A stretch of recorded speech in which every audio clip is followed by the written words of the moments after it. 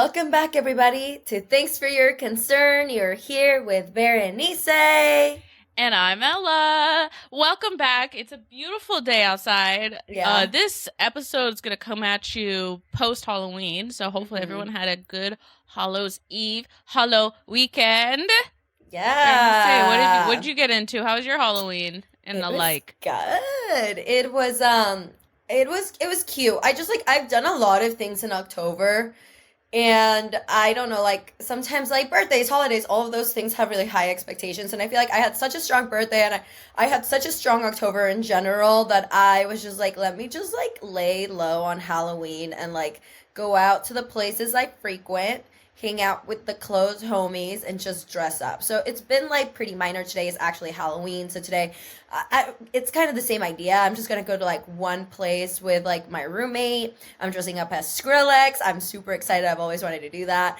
But it's been good. Nothing like traumatizing, dramatic, like nothing of those sorts. I've been playing it like pretty chill. We're keeping the vibrations high. And also because I've been doing so much in October, I'm just ready for like a little like detox. So I'm doing the same thing I did last year where like I just don't drink in November and I just like focus on all the other stuff that I want to do this month. So yeah, it's good. It's good vibes up here. What about you? I'm having great vibes. I am really into. I'm actually excited because I do not get trick or treaters where I'm at. Okay, so Ooh. I'm going to my grandma's house, and that they have a shit ton of trick or treaters, and they come from all over. So we're having a Oh. little trick or treat fun party pass out with. I'm also bringing along some gal pal and boyfriend or whatever, so we should have a really great time. So I'm excited for that. But last night I went to Ray, and I recommend hmm her as an artist. It's Raye. She's from England. She's literally amaze balls, and it was like one of my favorite concert experiences because I was just trying to like describe it as like Taylor Swift is like going to like a mega church. Like it's like huge, it's ginormous, it's Yeah. stadium. And it's Yeah. amazing. But then when you go to like these little small shows and I'll post like a little video if you're watching this on YouTube. Here it is. And then if you look at it. But I was literally so close and she was so beautiful and her voice was amazing. Her vocals are like literally insane balls. Like I literally she was hitting these like Mariah Carey high A's that are just like you're like holy shit, how is she doing that? And then she was hitting super low notes. Oh my god, it was just such good vibes. And I love a concert experience where it's like I feel like I'm getting a good deal, you know? I do. I feel that. I think there's a lot of artists. That's the amazing thing about live music. Is like obviously you can hear music on your headphones at home wherever, but when you go see that person just like perform and you realize like how talented that person is, you're like, whoa! It makes you even like vibe with their music so much more because like that's literally how you sound in real life. Yeah, and she also did like she was very vulnerable about talking about about songwriting experiences and like she has a song called like Body Dysmorphia and Ice Cream Man that talks about like, sexual assault and things like that and she was talking about it was super raw and vulnerable and it was like very inspiring to me because it's like dang, she can be super real with 200 people in this room. So I felt like I really gained a lot of like just like good vibes. I don't know. I just soaked in her energy, and now I feel like a revived as a person. I don't know if that makes sense. So that felt really amazing. So I would recommend listening to her album, My 21st Century Blues. Mwah, chef's kiss. All right, I will have to check that out. Should we get into today's episode? Today we're talking about de-influencing. Hell yeah, baby. All right, let's get it.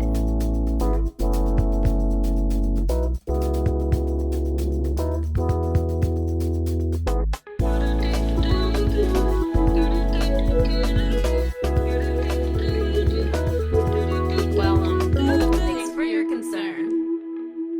De-influencing. Honestly, I really appreciate the de-influencing trend, which is basically telling you like what not to buy. But we're doing this as like concepts as a whole, like a little Yeah, jumping yeah, off yeah. point about things to not buy into. Perfect. I love it. There's been some pretty big ones, I think, in like popular culture. The big one is like the hustle grind mentality, lifestyle, always doing something. And I think that I bought into that. I can't tell you, I can't pinpoint exactly who my influencers are that are like always doing something, but I will say from the hustle culture, I'm left tired, overworked, and conditioned to feel bad when I'm not being productive 24/7. So I'm gonna de-influence myself from that one. I was just talking about this recently about how sometimes I just get like I feel like I've been exposed to hustle culture so much that like sometimes my thoughts are like subconscious about hustle culture. And like the thing that I say is like, "Oh, what I should be doing." And like you should really recognize when you use the word should and be like, "Okay, what whose expectations are Yeah. these?" Like Who's my who's boss? yeah, like who's telling you you should or shouldn't do these? And I was talking about how I like to be lazy, and my therapist was like, "Oh, like what do you mean by lazy?" And I was like, "I literally like to lie around and do nothing. I'm telling you, I obviously a lot of people died during COVID and that was very sad, but being furloughed and just like not doing anything, I've never been more fucking blissful in my life. Like waking up and having nothing to do. Holy shit, dude, I loved it."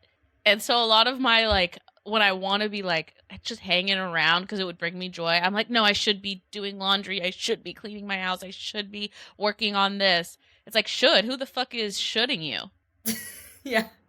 Who am I signing off my progress to? Yeah. Yeah, it's weird to condition yourself to think that way. It holds weird expectations. Like even with the gym, sometimes it's like if I don't make it to the gym, I start to feel bad about myself, and it's like no, going to the gym is like a healthy choice, but it's not something like I have to do every day. Those are Yeah. expectations I set up for myself, and honestly, like going like not going to the gym one day out of the week, like or one time that it just like didn't work and I would rather like stay home, watch a movie, I don't know, like cuddle with my cat, do take a mental health day, like that's not gonna alter my reality like all that crazy all that much. I agree. And honestly, like, I feel like something that I've been doing a lot with not just working out, but just in general is like doing things that like don't fit into like the plan. You know what I'm saying? Like I know that might sound weird, but like I would just say like with aerial yoga, right? Like I'm the type of person who likes to do all or nothing, right? So like Mm. me doing like one aerial yoga class right like here and there doesn't really fit into my plan of like the goals I need to succeed in, but I do it because it's like fun and it's laid back and I enjoy it. And so kind Yeah. of like just doing things that are fun for the sake of being fun. I feel like we live in this like capitalistic culture who tells us we have to like exceed in every fucking thing or capitalize on everything. So we like miss out on doing things for fucking leisure. Yeah, and I think that this is a little different from discipline. I think discipline is one thing, like if you really have a goal that you obviously like want to become A, B, and C and you have to do something every day. I think that goes beyond that. I think this is just having the mentality that if you're not going 150% every day through everything, you're not meeting your goals, which it's not always about your destination, it is about your journey, okay? So sometimes in your journey you got to make time to play, because if you work, you're gonna wear yourself out, and you're not even gonna be performing at top level. Like I just took a 2 week break from the gym. I went back yesterday and I was able to lift way more than I was lifting when I was working out, way more, but having to do so many more things in my day.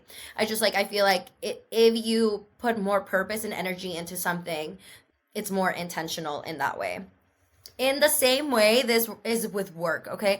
I've been hearing, I guess, like, I've worked for bigger corporations, so, like, PTO is, like, something you're entitled to. Like, nobody's gonna bother you if you take PTO, but I've been talking to people that work, like, in smaller companies and, like, just, like, a different field, and people, like, shame them when they take their PTO. So I'm here to tell you, do not feel bad for taking PTO, okay? If you feel bad for leaving work, Like, that's toxic work culture. If anyone's trying to make you feel bad for taking your legal days off, okay, or trying to hit you up while you're on vacation, when you're out of office, you're out of office. It means I have no cell reception. It's out of sight, out of fucking mind. I got amnesia. I don't even work there right now. All right? That is your time. Honestly, like, what is the purpose of work in your life? But also, if you're working 52 days out of the year, like, for fucking what? Like, you're entitled to time off. Why? Like, you should not be guilted into using it. And I will say, I feel like sometimes I should blame myself on like why I feel like I don't deserve to take PTO. You know what I'm saying? Like, there are some people who have shitty work environments who like make them feel bad for using it, and sometimes I feel like I make myself feel bad for using it because I have like this idea of it's going to cause me more stress, or you know, everyone's busy and I don't want to rely on other people. But then I had to think about, hey, people rely on me all the goddamn time. Other people take PTO. And I take care of them, and I only say a little bit about it, you know? So it's like they can return the favor. That's the expectation. So maybe check in with yourself, because I know that I've guilted myself into not taking PTO. Yeah, and the only way to really change a culture is by like kind of standing up for what you believe in public spaces. So if everybody in your office is like, I can't believe they take PTO, maybe you should be the first person to speak up and be like, I think it's great. Like, she works really hard. She totally deserves this time, like, away from here. Her vacation sounds amazing. Like, wish her the best. Stop being a hater. Be the change you want to see in the world. Love that. All right. Next, we got expensive skincare. Yes. Expensive skincare, expensive makeup. I would say expensive skincare because you just go through it quicker.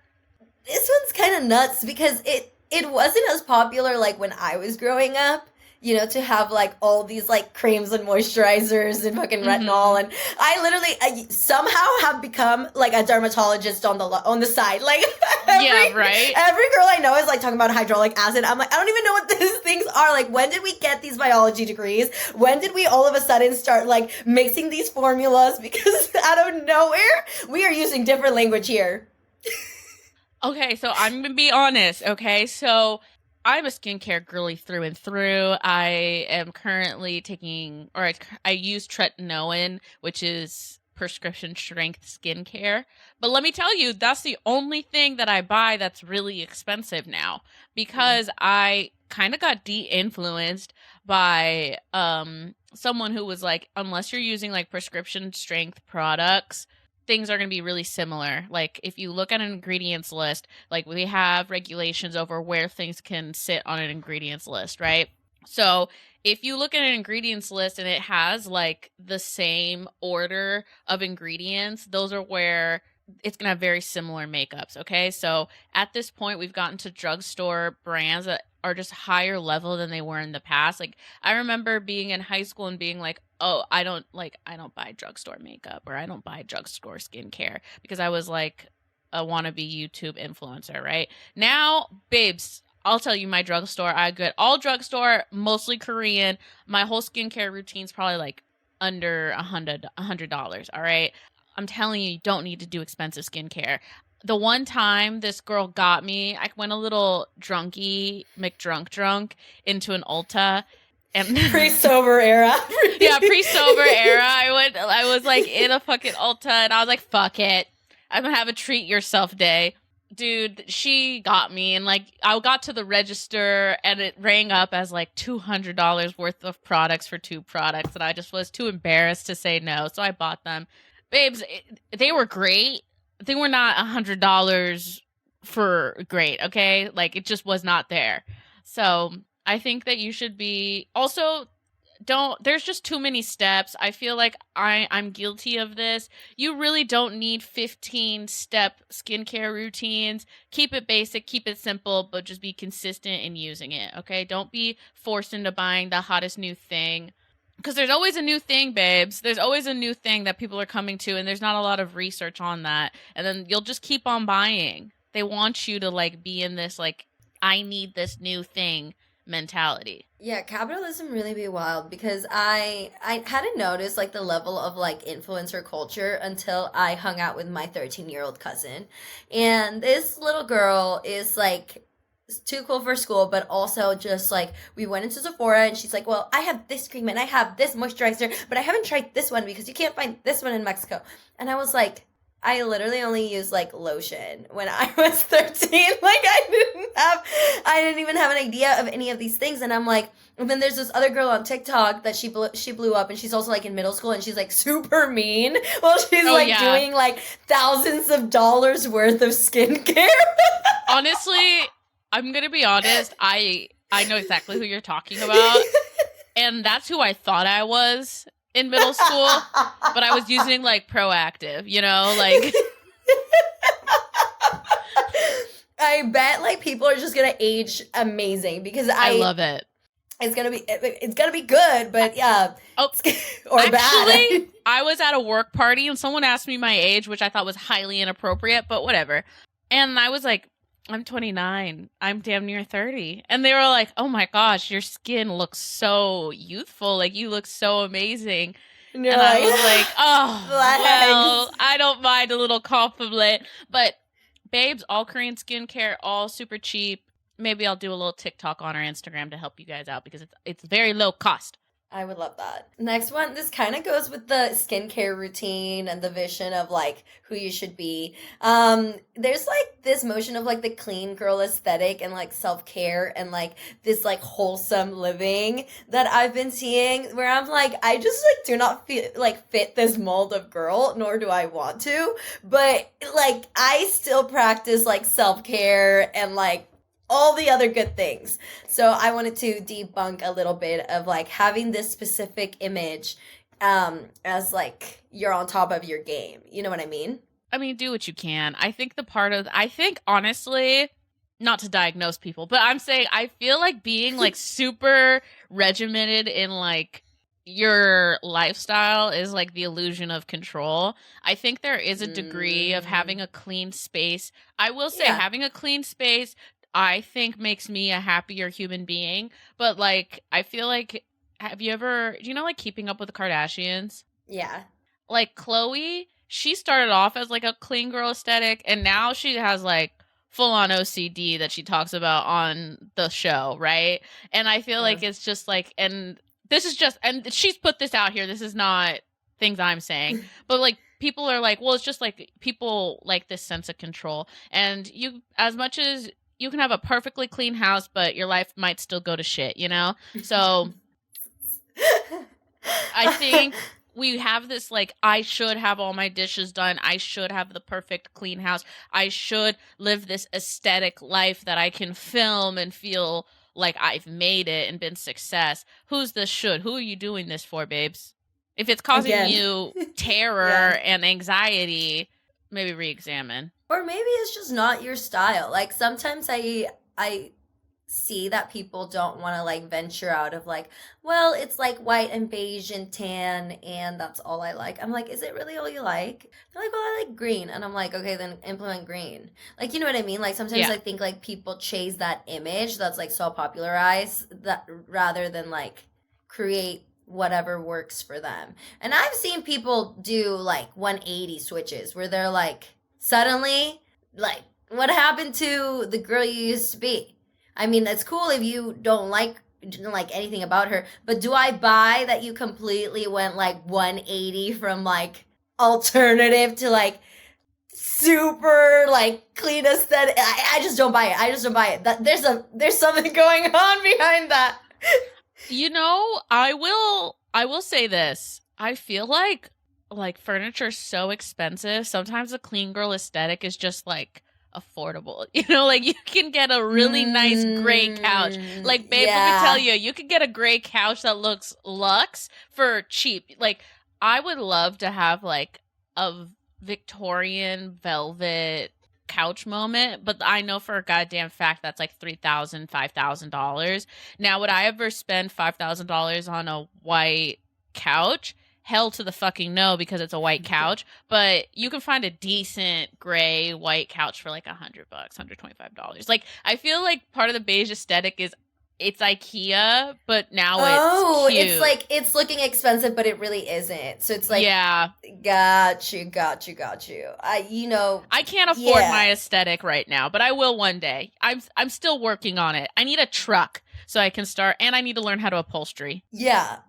The girlies are doing it on TikTok. There's I ways. know. Like we just gotta learn. We got to learn. That's something I'm going to work on in 2024. Okay, perfect. Along with the clean girl aesthetic goes minimalism. I think like this one was really pedal to the metal when I was growing up. It was like lose all your belongings and have less things. And although I do like to have a clean space, I realize I'm a maximalist baby. I like my things. Especially my clothes. I like my clothing because I know I will wear it. It's not like I don't keep it to never wear it. I keep it because like that is my a piece that I will Yeah. enjoy someday.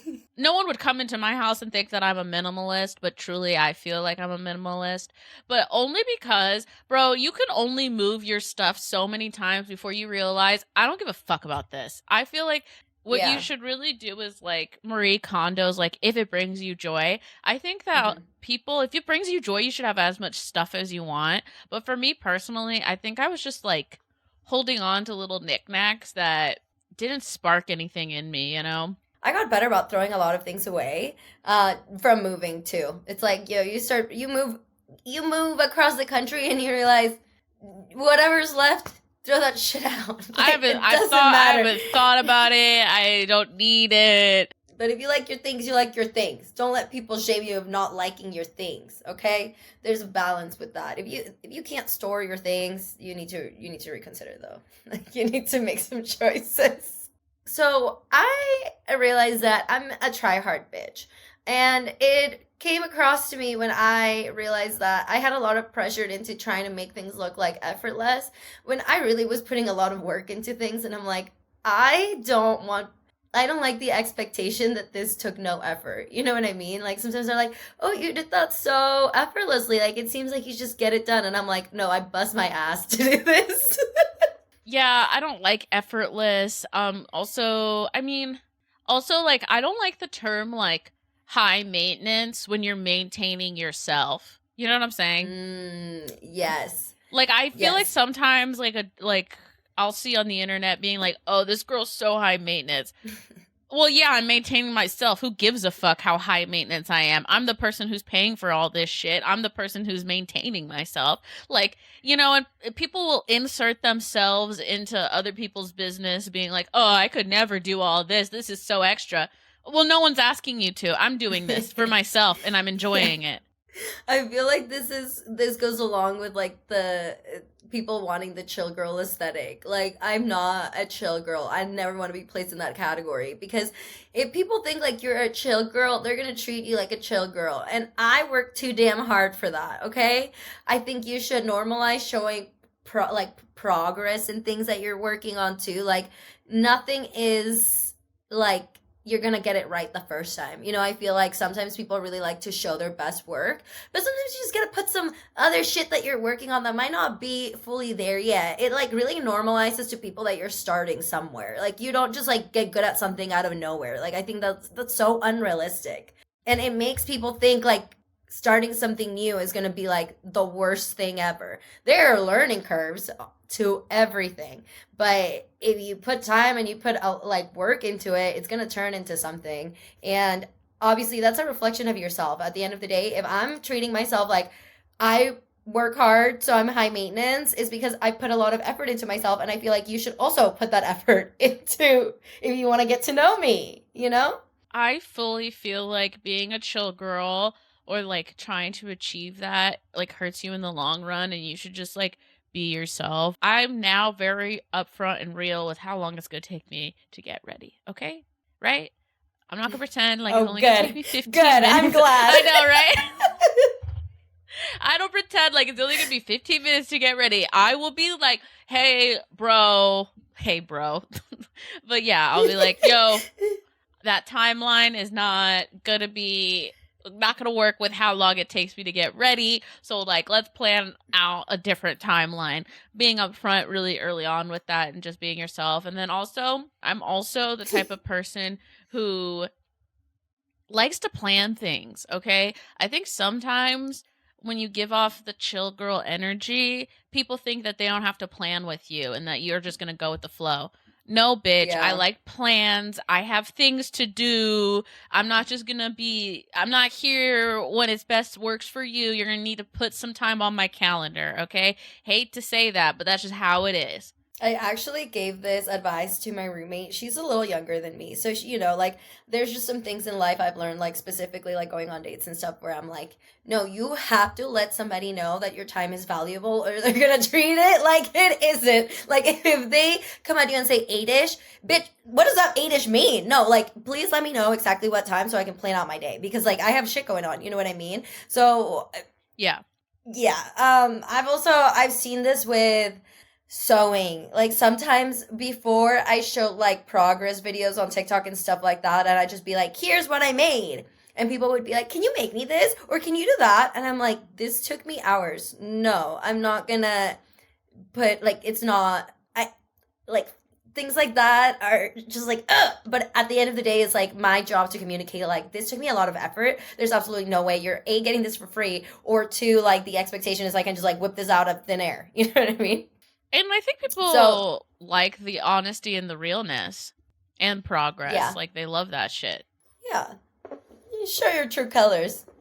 Be a realist. I think we are seeing people being more real, specifically like on social media. I see a lot of like I guess people I like on social media that are just like more straight up with it. They're just like, actually, this is really difficult most of the time, rather than like I just like woke up perfect today. Da-da-da-da-da. I woke up like Um, this. I woke up like this. All right, this one I'm pretty passionate about, and it's just drug culture in social media that I'm seeing, specifically like microdosing and just like drug references within like niche groups. One is like I follow a lot like other like rave influencers, and honestly, I don't follow that many because a lot of them just like do a lot of drug references, and I'm not really with the shits just because like it doesn't scare me, but I've seen it all. Okay, I've been raving for 10 years and I've just seen how drugs affect obviously different people. A lot of people are prone to addiction, and I just feel like if you're introducing and like hyping up and like making fun of like the drug culture, it just lacks a little bit of like social responsibility, mainly when like people get into it because they think it's just like part of the culture, and then they obviously like there's avenues, you know what I mean, into Yeah. getting into different types of drugs and getting into different issues in your life. And I don't really funk with that. Mostly when you're just making fun of it and you're not providing like any sort of like resources. I think that people forget like when you have a platform on social media, you're kind of responsible for the people that you are quote unquote influencing and your audience. So I think like people should be more mindful about that. Specifically also with like alcohol. Like a lot of people like to party and like go out and whatever, but like be fucking for real. Like probably you don't wake up every day feeling amazing from drinking, and some people like have really bad substance abuse issues. So something to think about. Yeah, I feel like there's a lot of normalization for legitimately what we consider Schedule 1 narcotics, and I feel like it's really interesting the perception of certain drugs versus other drugs, you know what I'm saying? Like we're not Yeah. normalizing, I guess, non-party drugs, but they're like equally can be equally as harmful and as addictive, and also especially now with the rise of like really dangerous street drugs like fentanyl. Like things are very different than they were 10 years ago. And it definitely scares me for young people who are just a little bit too trusting. I hear Mm-hmm. like where people are like, oh, well, I have a really good source. And I'm like, no, that's what everyone says. Like, no, you don't. Like, that's not true. Like, Who is you're just this gonna, source? Jimmy from who's your source? Sigma Kappa whatever is not a Yeah. reliable source, okay? And it's just like, and it's also like one of those things where it's like everyone says that, but still we're having people who are getting hospitalized and dying off of this stuff. So it's like, no, like you have to be active in protecting yourself. And then, yeah, obviously addiction's a really big thing. And I think honestly just drug use and alcohol use is normalized in our society altogether. And you were talking about microdosing, and I find it like Yeah. really interesting. For people who don't know, microdosing is like taking small amounts of drugs that will like basically it just gives you different effects, and it has had research on its improvement in like anxiety, depression, and PTSD, but those are like clinically Yeah. controlled studies. Those aren't like DIY self medication like Yeah. Yeah. avenues. And like I just don't know if Reddit is a great source for How much you how should be much you should be taking, taking. And then where you should be getting it from. and I know it's Yeah. different in states that have like Oregon, who has like you can get mushrooms legally now. I think it's a little different than other places where you have to get it illegally, but like I just feel like maybe not a DIY experience. Maybe that's something you should go to someone who has some type of real experience with that. I don't know. Yeah, I think I'm seeing this with ketamine and I'm seeing this with psychedelics Yeah. overall. I think anything that you're using to self-medicate without guidance is just like not lit. As somebody who has been around like people who use drugs and been around it, like I'm not scared of them, but I have seen a lot of things that they're just not meant for everybody at the end of the day. Like I have had a friend trip out on acid and wanted to kill herself for 3 hours and I had to hold her down until she calmed down. You know what I mean? Like things like that is like you don't necessarily know what you're introducing to like your brain and your body. And a lot of people have underlying conditions that the use of psychedelics can trigger.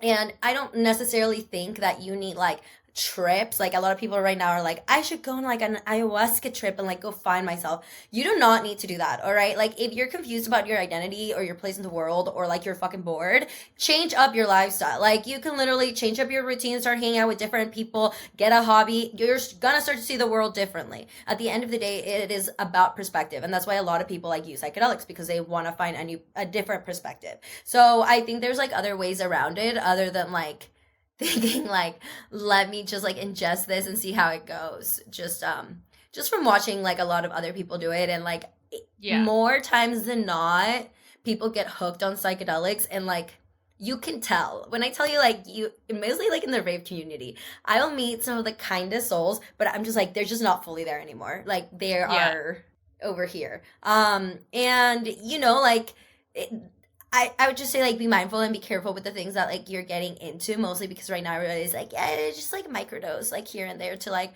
take the edge off of the day. That is not I mean, there's at a that's point not it. That's not I it.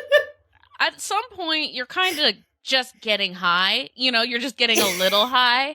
And honestly, like I don't know, sometimes I'm like, have you tried like therapy? Like when people are like, I'm gonna go to the jungle and do ayahuasca. I'm like, have you tried therapy? And obviously I'm not saying that there aren't healing properties to these Yeah. medicinal things, because there definitely are. Like, who the fuck am I to tell you like, where your spiritual journey Yeah. should go? But I think what I'm talking about specifically is just going on like, you are just kind of getting high because you're doing this like DIY on your own. You bought LSD off the street and you're taking like a quarter of a tab, and it's just not. I don't think that it is the best idea. Something else I want to talk about with this is I feel like weed has become really normalized, and I feel Yeah. like before this past year, I don't think I would have.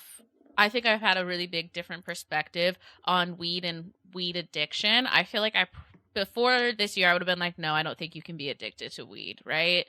But I've met Mhm. people who talk about like weed the same way I talk about like alcohol, like who are just kind of using it to cope. And I feel like if you're running away from your problems, anything of there's too much of a good thing. Some people can like just have a good time and it's legalized now, so it's like super chill. But then if you're just relying on it to get through the day, you might want to think about looking at that relationship. Yeah. I I could not agree more. I don't really have a beef with weed. I think like choose your own journey. Personally, I don't know how people do it. I've also seen like people get real crabby when they don't have their marijuana. All right. So it's like if you're dependent on anything at the end of the day. At the end of the day. At the end of the day.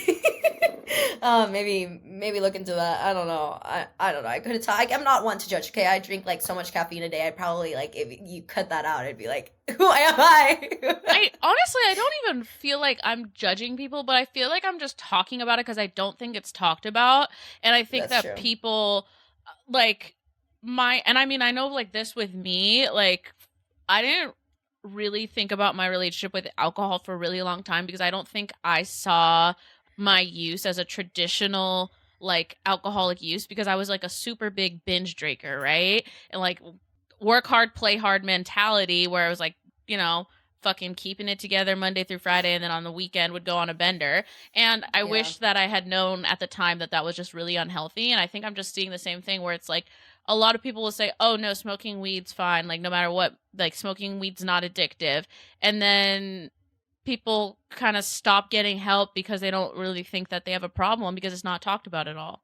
So it's like not a place of judgment, but more just a place of like, maybe it's something you've been thinking about and this has been like, damn, I actually needed to hear this because I've been kind of thinking about this, but not positive or kind of embarrassed that it's not talked about. Or maybe I'm alone in having a problem with a substance. That is true.